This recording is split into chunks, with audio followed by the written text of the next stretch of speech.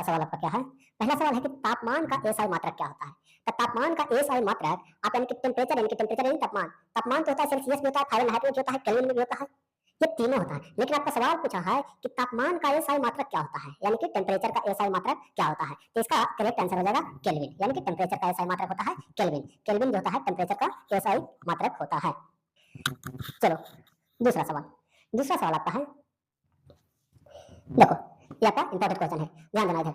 दूसरा सवाल है कि 293 केल्विन तापमान बराबर होगा, यानी कि 293 केल्विन टेम्परेचर है, वो कितना के बराबर हो सकता है? 0 degree Celsius, 10 degree Celsius, 20 degree Celsius या 30 डिग्री 30 डिग्री सेल्सियस। अब बताओ, यानी कि हम इसको निकालने के लिए कुछ नहीं, यानी कि बहुत छोटा सा ऑप्शन आपको याद रखना है।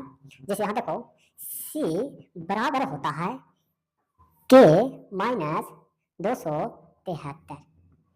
सी बराबर अगर निकालना है तो के माइनस 273 कर दीजिएगा, आपको आंसर आ जाएगा।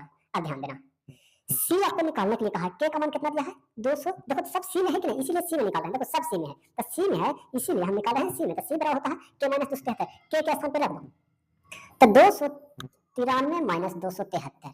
देखो घटाओ तो सी बराबर आपका कितना, डिफरेंस करेंगे तो 0 को 0 और 2 यानी कि 20 डिग्री, यानी आपका आंसर जो हो जाएगा सी।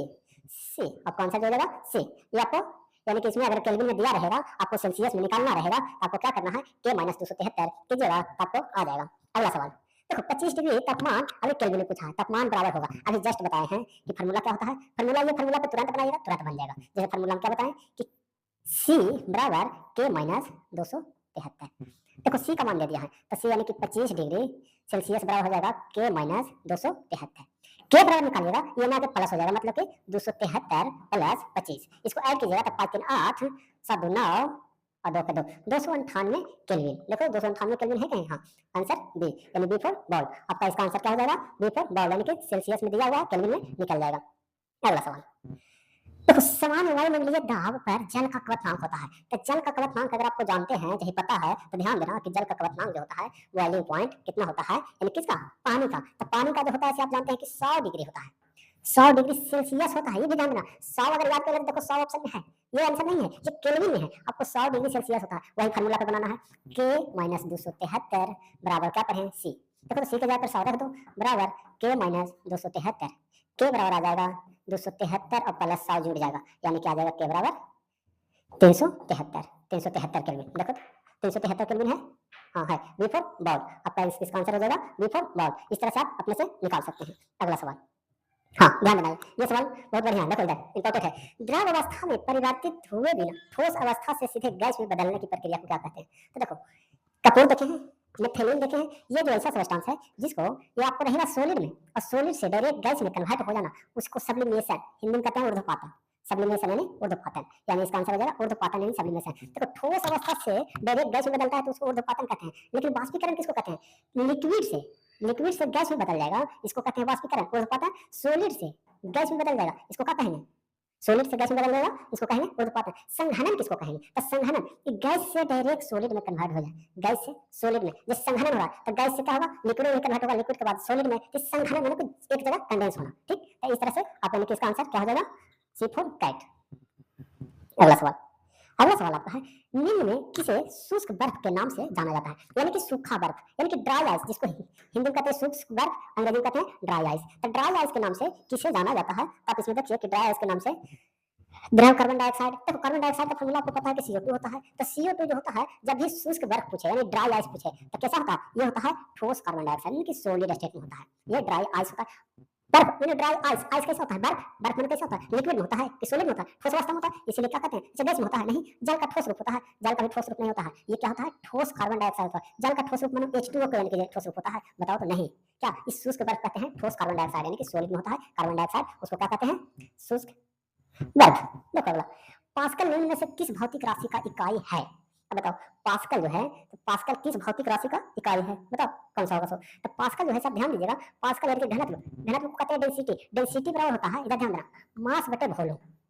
डेंसिटी बराबर होता है मास बटे वॉल्यूम। शक्ति, शक्ति यानी इसको कहते हैं पावर, आपके अंदर पावर कितना है। तब पावर कहे का मतलब किसी भी कार्य को कितना, यानी कि कार्य करने की दर को शक्ति कहते हैं, और कार्य करने की क्षमता को ऊर्जा कहते हैं। ध्यान रखना, कार्य करने की रेट जो होगा, यानी कि वर्क जो कर रहे हैं, तो वर्क किस रेट से कर रहे हैं, वर्क जिस रेट से करेंगे उसी को पावर यानी शक्ति कहेंगे, और वर्क जो कर रहे हैं कितना एनर्जी देकर कर रहे हैं उसी को क्या कहते हैं, ऊर्जा कहते हैं। वर्क करने की क्षमता, कैपेसिटी को ऊर्जा कहते हैं। क्या होना चाहिए, कैपेसिटी, कैपेसिटी को क्या कहते हैं, ऊर्जा। कार्य करने की कैपेसिटी कितना है उसको ऊर्जा कहेंगे, और कार्य करने की रेट यानी दर क्या है उसको शक्ति कहेंगे। दाब, दाब किसी पे दाब दे रहे हैं, प्रेशर जिसको कहते हैं, यही तो है दाब यानी प्रेशर। तो देखो प्रेशर का पूछा था, यानी कि पास्कल, पास्कल मतलब दाब होता है, यानी कि दाब का यानी कि पास्कल का जो भौतिक राशि क्या है, दाब।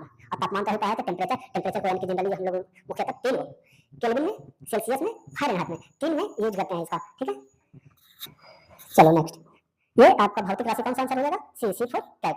अगला पीतल के अव्यय है, तब पीतल, पीतल का नाम सुना है, पीतल जो होता है ये होता है होमोजीनियस, एक होता है हेटेरोजीनियस, एक होता है होमोजीनियस। पीतल जो होता है होमोजीनियस होता है, कोई ज्वेलरी होता है होमोजीनियस होता है, पता कैसे चलेगा, तो पता इस तरह से चलेगा, जैसे होमोजीनियस मतलब एक जैसा दिखेगा, अलग अलग दिखता है क्या, जैसे सोना का चाहे चांदी का कुछ पहनते हैं अलग अलग दिखता है, तो नहीं कहते कि इसको हटाओ। जैसे मान लो कि आप ये पानी ले लिए, अब पानी में चीनी डाल दिए, तो चीनी डाल दिए तो ये जो घुलेगा, तो घुलेगा तो कैसे घुलेगा, ये पूरी तरह से घुलेगा। अगर पूरी तरह से नहीं घुला हुआ है तो होमोजीनियस नहीं कहेंगे। होमोजीनियस कहने का मतलब पूरी तरह से घुला होना चाहिए। अगर पूरी तरह से नहीं घुला हुआ तो देखते हैं कि कुछ लोग पीते होंगे इसको, तो क्या कहते हैं कि ऊपर वाला पी लीजिए, हम नीचे वाला पिएंगे, ठीक है। क्यों, क्योंकि चीनी तो नीचे बैठा हुआ है, ऊपर वाला पानी पी लेगा, नीचे वाला चीनी बच जाएगा, फिर उसमें पानी मिला के फिर उफर के और पिएगा दबा के, ठीक है ना। हाँ, तो इसलिए होमोजीनियस बनाना जरूरी है। होमोजीनियस, होमोजीनियस ये होता है। अब बताओ यानी कि पीतल किसका अव्यय है, यानी कि किसका मिश्रण है, ठीक है। तो बताओ ये होता है जिंक, टीन नहीं, ये होता है copper plus zinc, Cu plus zinc, copper plus zinc मिलाकर ये आपका बनता है 70 रेशियो 3 में, 70 रेशियो 3 में 70% और 30% होता है, तो आपको क्या बन जाता है, पीतल। पीतल का निर्माण हो जाता है इसी से, ठीक है।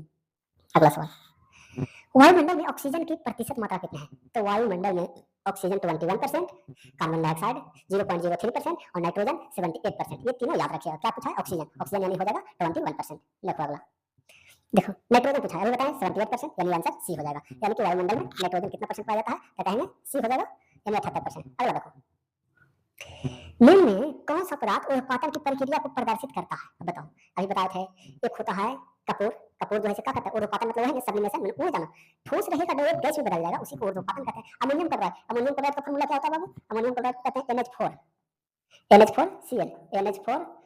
NH4Cl, NH4 अमोनियम क्लोराइड होता है। कपूर होता है, तो कपूर भी होता है क्या होता है, उड़नशील होता है। इसको भी यानी कि क्या करिएगा, बाहर रख दीजिएगा तो उड़ जाएगा। ये नेफ्थेलिन, नेफ्थेलिन की गोली जो होता है, जो आप रखते हैं कपड़ा में रखते हैं, नेफ्थेलिन की गोली, ये भी क्या होता है, उड़ जाता है ऊपर नीचे सभी। हाँ सभी होगा, यानी कि डी। क्या पूछा है, तो पाचन प्रक्रिया को प्रदर्शित करता है, यानी कि सभी सभी मतलब कि अमोनियम क्लोराइड भी रहता है, कपूर भी रहता है, नेफ्थेलिन का गोली भी रहता है, ये सब यानी कि क्या है, ऊर्ध्वपातन है। अगला सवाल, निम्न में से कौन सा तत्व उपधातु के उदाहरण है, आपको बताए थे, दो को बताए होंगे। बासी, जब खाना खाते हैं तब बासी हो जाता है ना, तब बासी के अंतर्गत आप लोग को बताए होंगे कि बासी में कौन सा आएगा, बासी मैंने बी से ब्राउन, बी से ब्राउन, और ए साइड बासी मैंने एस से सिलिकॉन। बासी और सिलिकॉन यानी 1 से 20 तक में बासी आता है, यानी ब्राउन और सिलिकॉन। देखो तो ब्राउन और सिलिकॉन, और जर्मेनियम भी होता है, उसके नीचे जर्मेनियम भी होता है। क्या पूछा है, इससे कौन सा तत्व उपधातु का उदाहरण है, ये भी है, ये भी है, ये भी है। अच्छा प्रयुक्त में से सभी, यानी कि सब होगा, ऑल ऑफ दिस यानी कि सब होगा, ये डी आंसर होगा, ठीक है। हाँ, ये ब्राउन सिलिकॉन होता है, जर्मेनियम भी होता है, यानी इसका आंसर जो हो जाएगा सी हो जाएगा, यानी कि डी हो जाएगा।